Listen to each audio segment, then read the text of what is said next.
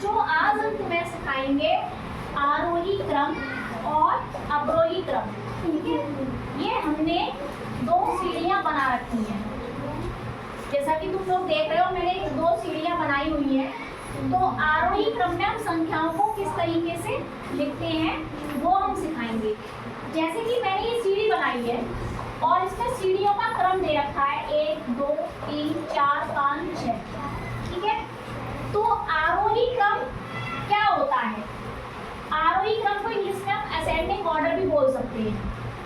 तो हम क्या करते हैं कि हमें सीढ़ियों से ऊपर जाने के लिए क्या करना होगा? सबसे पहले हम पहली सीढ़ी पर कदम रखेंगे, ठीक है ना, फिर हम दूसरी सीढ़ी पर जाएंगे, फिर हम तीसरी सीढ़ी पर जाएंगे, उसके बाद हम चौथी सीढ़ी पर जाएंगे, फिर 5 पे, फिर 6 पे।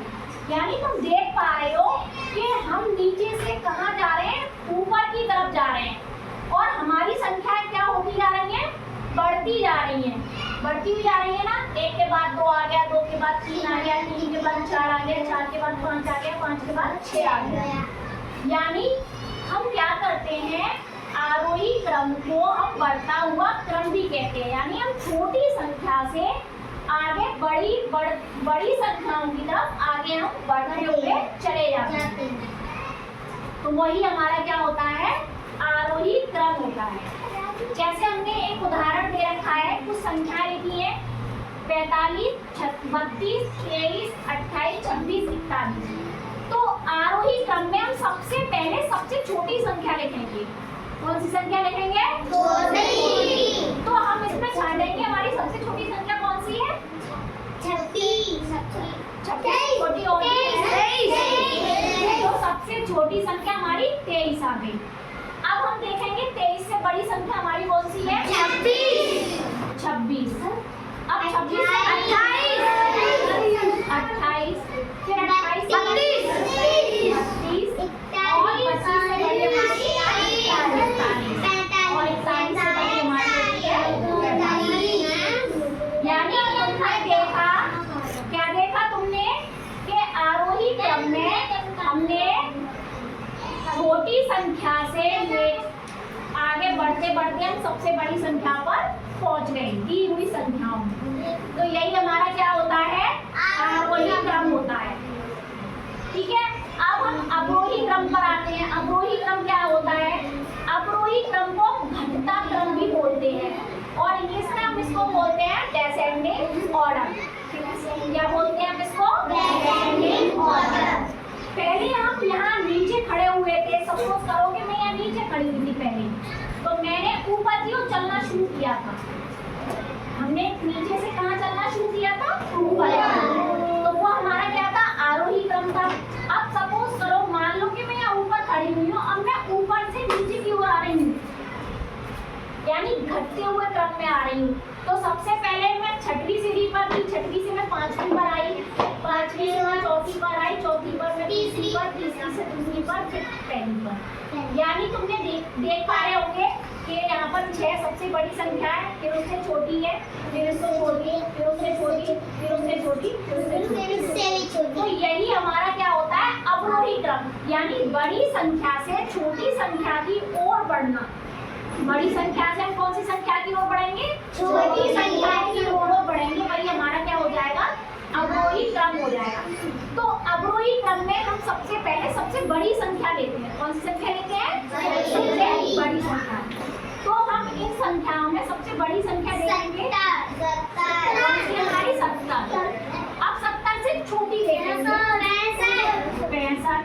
अब हम 65 से छोटी देखेंगे 60 और 60 से छोटी 52 और 52 से छोटी देखेंगे इसमें 49 और 49 के बाद हमारी कौन सी आएगी?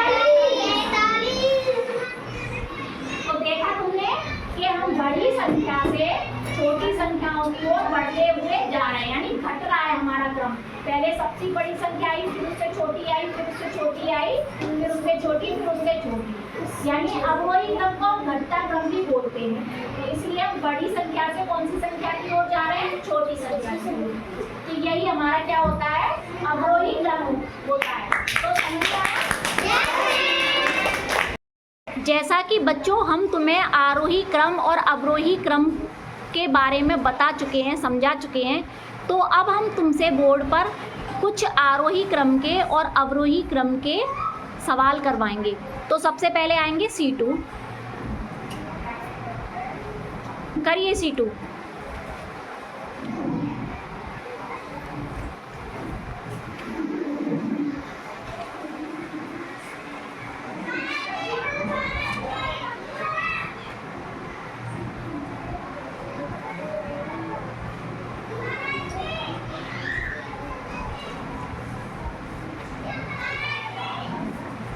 सही किया है C2 ने? हाँ सही किया है, क्लैपिंग कर दीजिए। अब दूसरे सवाल के लिए आएंगे अरुण। आरोही क्रम में लगाना है इन संख्याओं को तुम्हें।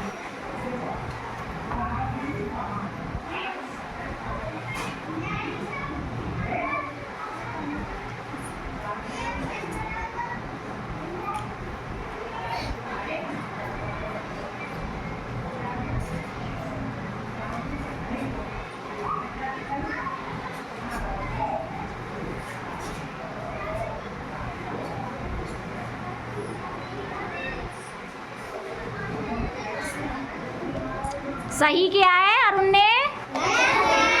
गुड।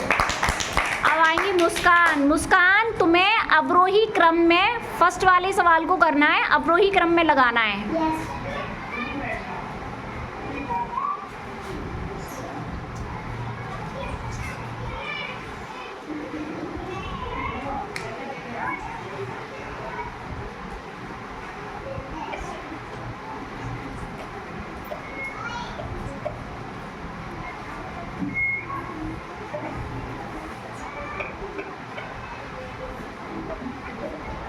गुड।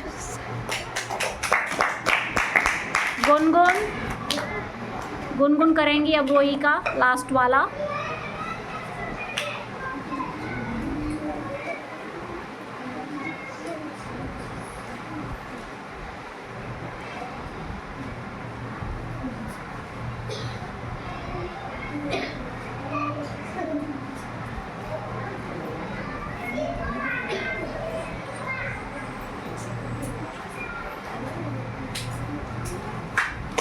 गुड। तो आप लोगों को आरोही और अवरोही क्रम समझ में तो आ गया होगा? कोई कंफ्यूजन?